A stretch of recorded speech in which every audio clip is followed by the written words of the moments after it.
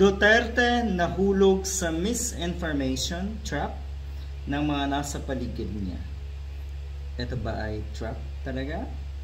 Or ito ay alam niya rin? Siguro una pa lang alam na niya na ito ay hindi totoo, ito ay fake news.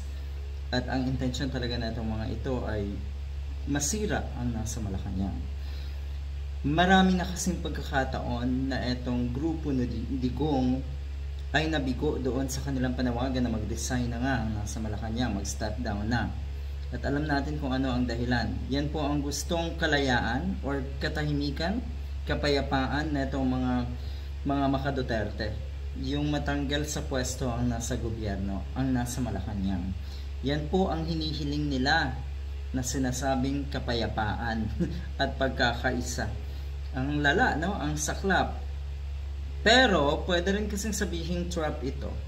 Malay nga natin, yung nasa paligid ni Digong ay mukhang gusto na rin ilaglag si Digong.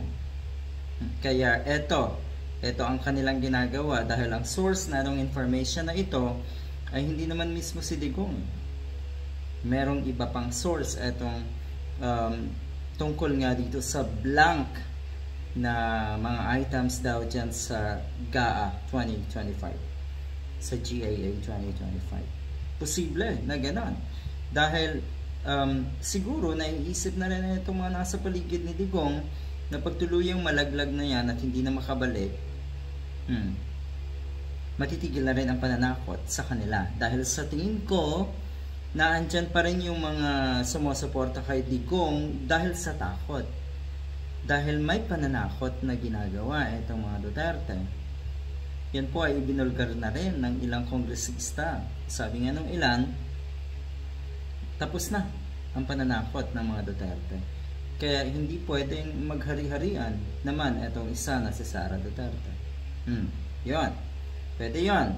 Pero tignan niyo po, totoo na itong fake news na ito ay bumalik, nag-backfire kay Digong dahil sabi nga, ito ay nagdulot sa kanya ng malaking kahihiyan sa buong mundo. Hindi lang po kay Digong, sa mga tao syempre na naandyan pa rin at sumusuporta kay Digong. Patuloy kayong ginagago, patuloy kayong niloloko, pero tuwang-tuwa pa rin kayo at suportado niyo pa rin itong si Digong. Mas malaking kahihiyan yan. Sa bagay, siguro naman darating sa punto na ang buong mundo ay makikilala kayo ng mga alipores ni Digong bilang Duterte citizens at hindi mga Filipinos. Darating sa punto na ganyan ang mangyayari. So nasa sa inyo yan. Ayan.